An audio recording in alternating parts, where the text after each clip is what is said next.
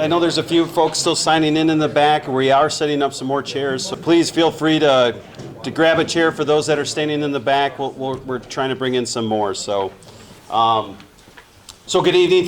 Thanks for everybody for coming out. It's great to see a lot of folks coming out for this project on behalf of WISDOT and MnDOT.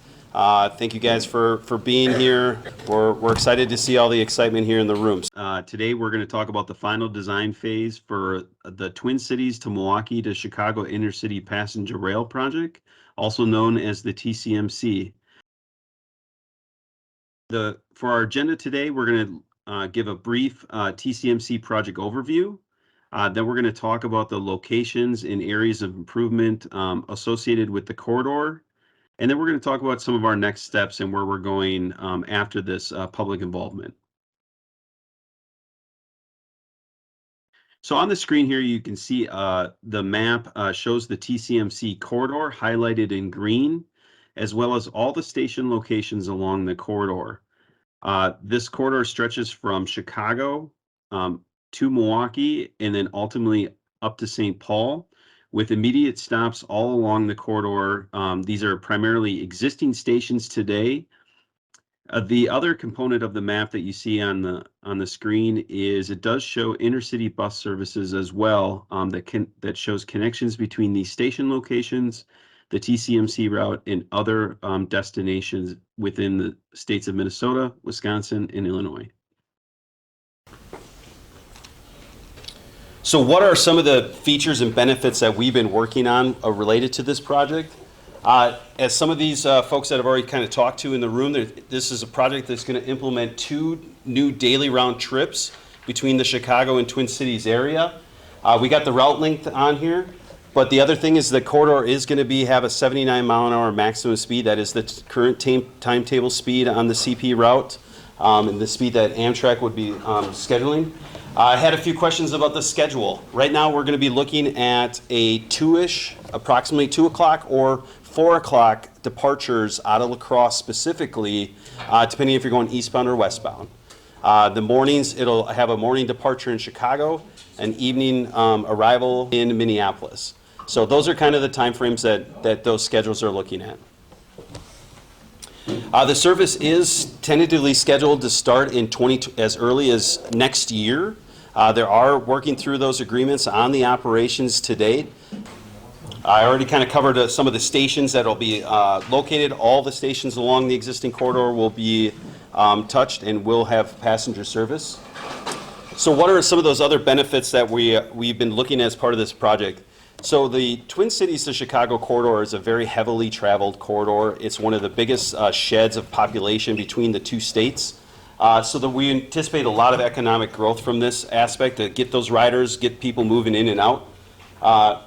The freight delays. A lot of these projects that you're going to see that we're going to go over is really to help get the capacity up and getting those freight trains out of the passenger trains way so that we can have a strong OTP or an on-time performance.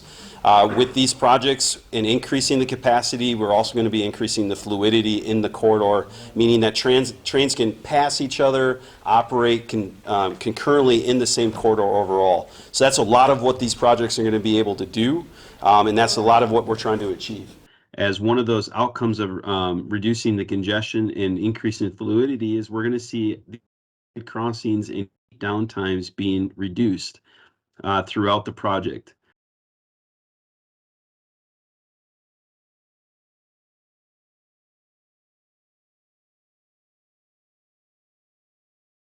One of the other elements that this project will be doing is addressing some of the safety concerns at the at-grade crossings in the multiple locations that we're doing work.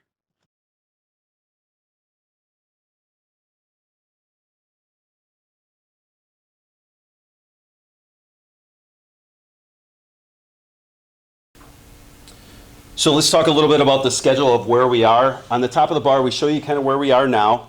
Everything to the left is what we've all kind of been accomplishing. But where we're really focusing now is going to be in that final design phase and then environmental planning.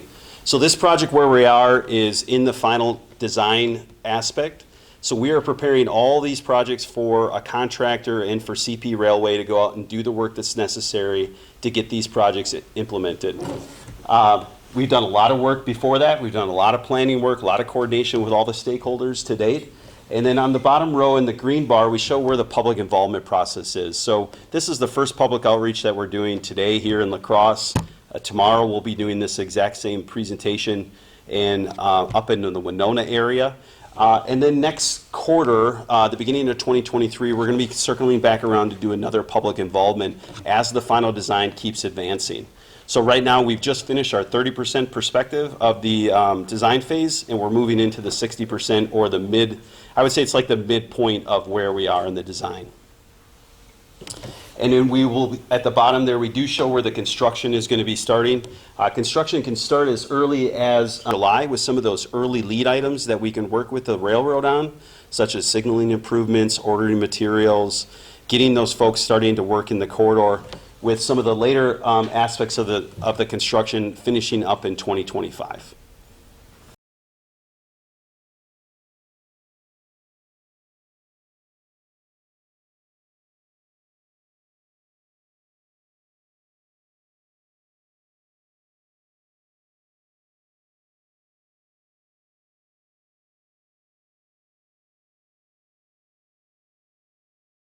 So let's look at some of the areas of improvement that we'll be looking at. A majority of the improvements are concentrated around the LaCrosse, La Crescent, and Winona area. This was identified as a very congested part of the overall corridor. There's a total of 5 projects. We call them the LaCrosse double tracking. So that's right exactly down by the depot. We're implementing, putting in the second double track back in. On the other side of the river in La Crescent, we're looking what we call the Mississippi River Bridge, or the approach there. We're realigning the bridge switch in the curvature there to help increase speeds across the bridge itself for freight trains from 10 to 15 miles an hour. Passenger trains do see a big benefit from this because those long freight trains do not have a faster speed to get across that single track bridge area. Directly adjacent to that is what we call the river junction. That's the yard of what CP calls the name of it. There we're doing some realignment and track reconfiguration. We're adding an additional through track, and that will really help with the fluidity around that Y section or that triangle area to make sure that those freight trains can travel south along the Marquette subdivision or eastbound or westbound coming up the river, or what we call the river subdivision, heading to Minneapolis or to La Crosse. Heading up to Winona, we have 2 projects in the Winona area. The first one is the Winona siding area. This is an existing siding that is going to be upgraded to be 25 miles an hour track speeds, as well as powering up the ends of it, is what we say, to allow those train operations and a dispatcher to be able to use that to allow trains to pass each other in the Winona segment. And then directly north of that, at the very north end of Winona, is what we call Tower CK. This is a long-term control point. This is where the DM&E and the CP and the UP all kind of come together. There was some switching movements, and we're adding a little bit of track to the south to allow all those operations to have concurrently or be able to better prepare the dispatchers to allow trains through that area.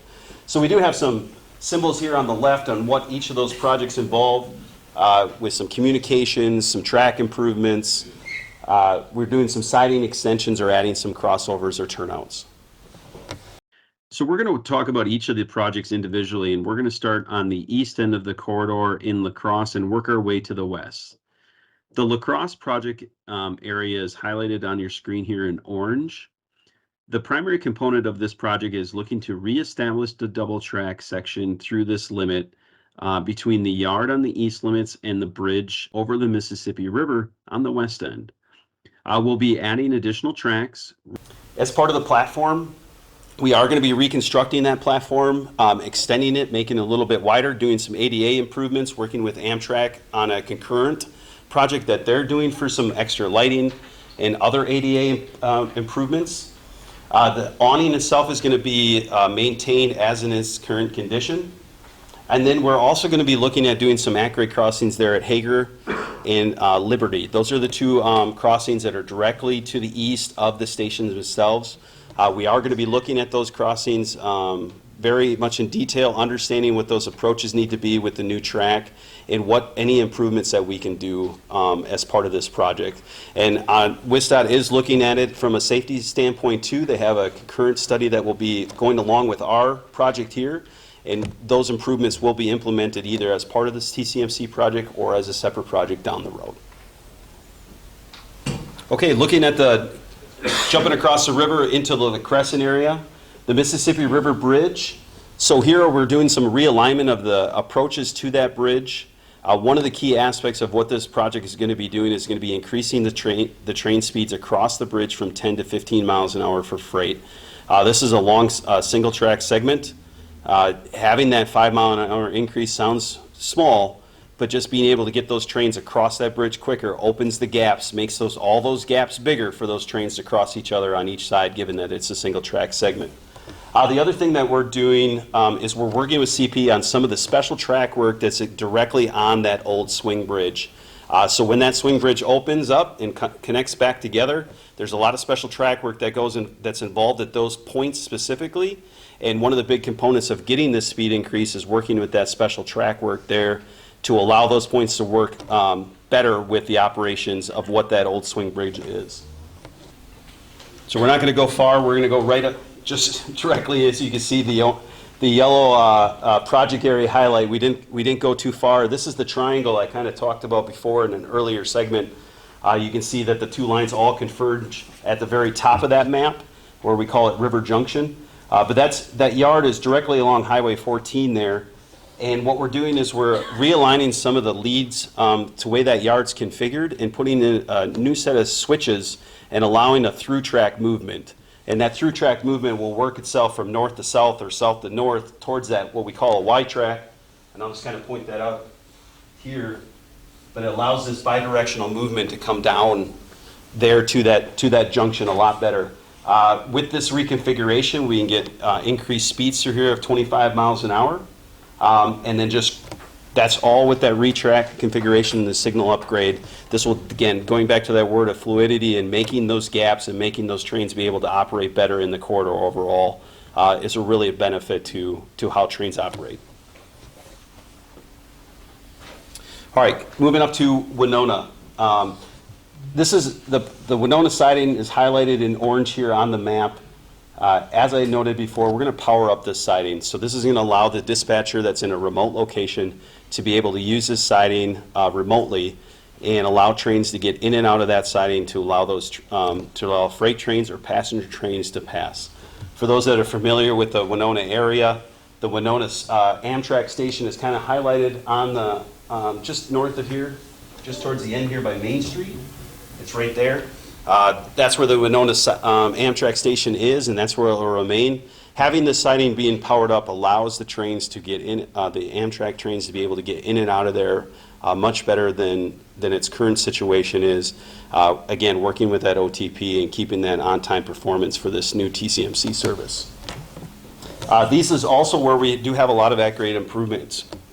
With the siding improvements, we're going to be reworking the approaches to some of the at-grade crossings, because that new track that we're putting in is going to be a new rail and some new ties. That's going to be looking to need to adjust or modify those approaches, and we're looking at where those signal placements are all along there and looking for those safety improvements and ADA improvements for those sidewalks. The last project is at the very north end, what we call Tower CK. This is what we're doing here is we're extending the project or the existing track work a little to the south, about a mile or so, and we're adding a new turnout. And this is going to serve as a good track extension to allow all the trains coming. Just off the map here, there's a couple other subdivisions that are coming here from the west. What we call the D&E is coming in from the west. We have the UP that's switching out there as well, and then we have all the through trains of the CP coming through here. So Tower CK is just a little bit of a bottleneck. Adding this additional track extension allows for those trains to have a longer lead time to pass each other and get out of the way of each other, as well as helping the passenger trains when they depart Winona or arrive in Winona to be able to have a clear slot to get through this area, through this little bottleneck. So we're adding some power switches we are going to be also doing an at-grade crossing improvement here at Bierce or Prairie Island Road. This is an at-grade crossing that we're looking at doing some modifications to. Right now, it's got a little bit of a couple of the approaches need to be reworked based on some of the super elevation through the tracks. So we'll be reconstructing those that at-grade crossing too. So what are some of the next steps that we'll be doing? We'll be right now we're in the public meeting and comment section here in winter of 2022. As I alluded to in the prior slides, that we'll be doing additional outreach in spring of 2023, first and second quarters. We're on schedule right now to complete the final design phase in summer of 2023, with the anticipation of starting construction as soon as 2024. And then train service is scheduled to begin, as I noted early as 2023 for some of the early service and full daily round trips starting in 2025. I just want to expand a little bit on the train service start dates. So we are Wisconsin, Minnesota, Amtrak CP, and Illinois, actually. We are all working together to get the daily service started in 2023. That's just not set yet. That's why that's what we're working towards, but it is still in flux. I just want to make sure people know that we are working on that. Yeah, it's a good point that things are definitely in motion. It will get it started as soon as possible. I've done a lot of travel on Amtrak, and the bottleneck always is Chicago for me. Wherever I go, Chicago is the issue. The trains get there too late in the day to catch another train to go east. You can catch some going south to New Orleans, but going east, you can't catch anything by the way it's set up now. And having this train come through LaCrosse at 2 o'clock in the afternoon isn't going to help. It's not going to help one bit. I will say that the consist, just because you brought up the consist itself, this consist will have a cafe car on it. I would have to go back and circle back with you to talk a little bit, or to figure out how the connections all work with this schedule. I know the schedule itself is not completely, I don't think it's hammered out publicly yet, but it's close to what the service development plan is, and to circle back on what kind of connections you can make in Chicago for some of those eastbound trains or further westbound trains. Well, I appreciate the comment. I would love to see that in the comment box. Those are the things that we need to, go ahead, sir. Need to hear about. Okay, the CP is lately in the process of acquiring the Kansas City Southern Railroad. It's highly pertinent. I know you all know that. And they are talking that if that goes through, which it will, a great increase in traffic down to River Junction, the Marquette Sub, Davenport, and all the way to Kansas City. They're talking as many as 10, 11 trains a day on that route. Is that, obviously it's got implications with regard to increased traffic between here and St. Paul, but has that been discussed? We've been actively discussing all that stuff with the CP Railway, or they've been in discussions with the stakeholders and the train operator, Amtrak in that case. There's been no indication that that's going to have, I have not heard, I don't know if anybody would like to comment on that, but we don't anticipate any concerns with that. The same question. In general, the railroads, meaning the freight railroads, the class ones, have a lot of problem accommodating any increase in Amtrak services, and we all know that most of them in any case would be hybrid without the whole thing. Our relationship's better with the CP at this point, or is this an adversarial relationship? No, I would say the relationship with the CP is as strong as it's been in a long time, and I'll let.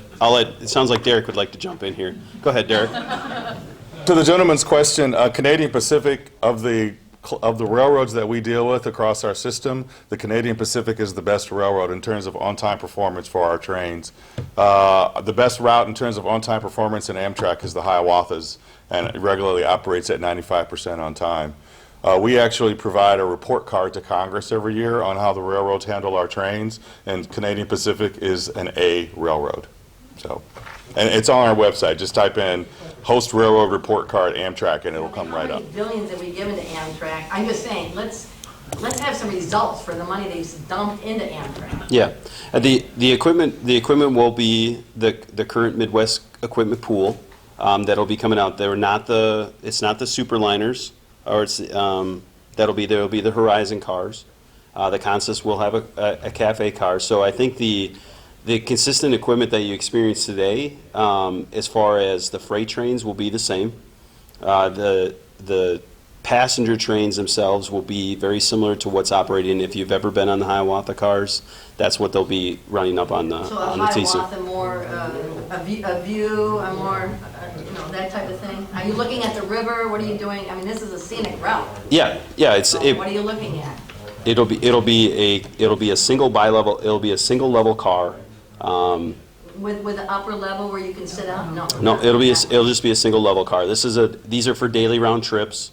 The Empire Builder, which is a Superliner car, does have like the dome car that you're kind of talking about or alluding So you to. can go on the Empire Builder? I mean, The Empire Builder is going to continue operating in this quarter just like it does today. Yep. so, but they will improve these cars, we'd like to hope. Yep. Yeah, the cars, Derek, you can add anything if you'd like, but I believe the Horizon cars are going through a refurbished program now, and they're really sharp on the Hiawatha corridor. Yeah, right now, and I'll try and speak loudly, the stand up. existing fleet has gone through a refresh with new carpeting and new upholstery.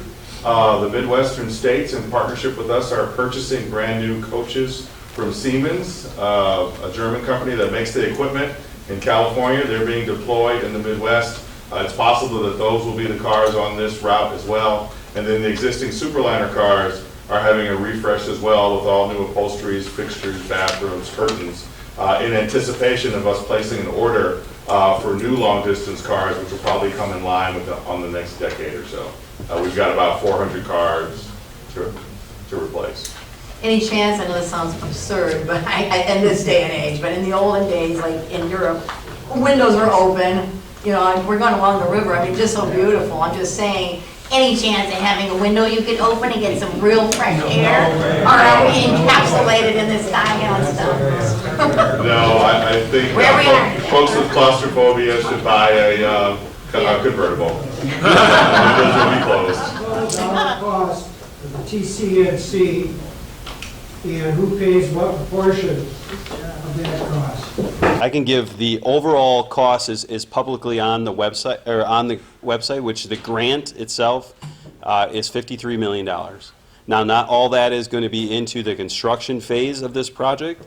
I would say just off the cuff of what I remember of the breakdown from that, and that should all be publicly on the webpage. I believe the construction value of these projects up and down the ones that we talked about is going to be around $46 million. Okay, what percentage does the state of Minnesota pay? What percentage does the state of Wisconsin pay?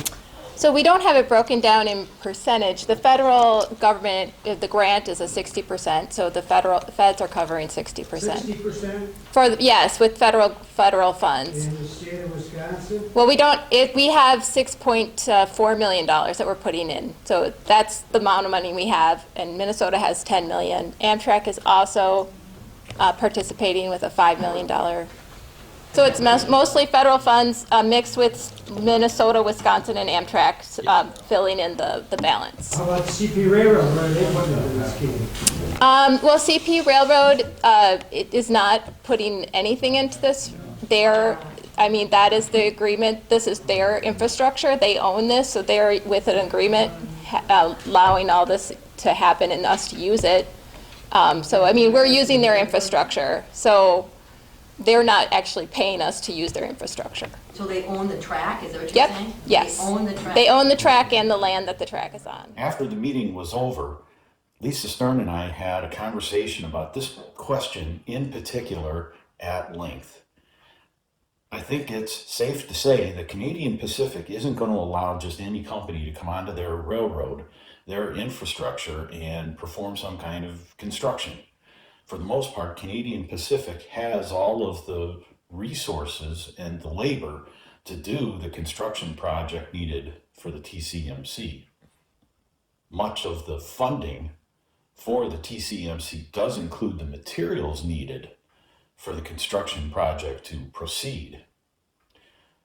Lisa Stern did say that part of the $53 million was to reimburse the Canadian Pacific for the necessary labor to perform the construction projects needed for the TCMC. I think business people will agree with me in saying sometime down the track, there could be some additional labor that Canadian Pacific deems necessary to finish the project. This may become undocumented labor for the purpose of the TCMC project, meaning Canadian Pacific will absorb those labor costs. That could be considered part of Canadian Pacific's contribution to the TCMC project. It is, again, to reaffirm what Lisa said, we are using somebody else's infrastructure, and as a condition of us using their property, they are requesting that we make improvements to their property that they deem are worthwhile for us to use their property. Think of it as if you are if you're a landlord and the tenant wants to come in and to lay new carpet, wants new carpeting, wants light fixtures, all these additional things which the landlord doesn't deem are sufficient, then that cost is on you. So since we are on their property, we kind of have to negotiate with them the conditions that they would like to see for us to use their property more. And that is to double the amount of train service on their property. So their position is they don't need these infrastructure improvements. They're only necessary for us to run our trains on them. So we don't have another option really, because they're the ones that own the railroad. There isn't another railroad for us to go to serve these particular population centers. If you're concerned about costs, building a whole new railroad, now that's expensive. So you actually need to look at this from another perspective, that the United States has the largest railroad network in the world. The largest, more than like 133,000 miles of railroad lines in the United States. Those are all assets that are potentially available to the public if we want to expand transportation options by providing passenger trains. We have a willing railroad here, Canadian Pacific. I am working on projects all over the country. The Canadian Pacific is the most reasonable railroad to deal with in terms of coming up with a package of projects that are needed to accommodate the passenger trains. There are other railroads where if they would ask for 10 times this much money. Basically a go-away cost. One gentleman talked about sometimes there's not a great relationship between the passenger provider and the freight railroad. That is not the case with Canadian Pacific. So sure, there may be data on delays, but it's really their call because we're using their property. So, well, we use ridership modeling to do that. We looked at every station along that. We look at a shed of what those peoples are, what are all the other modes within the shed. Looking at the first year of what that is a first year number that was displayed when full daily round trip service is implemented. So that is a methodology that's customarily used all around the nation on establishing what the ridership is. It's looking at when the arrival times are at the stations, what are the other modes options for folks in that area, who are trying to get to other locations, other destinations along the corridor that this train looked at. And that was the number that was derived by professionals in the first year of service. Is that just for the new second train, or is that for the Amtrak and the second train combined? That is just TCMC daily service. That has nothing to do with any other service that's operating, the passenger service operating in the corridor.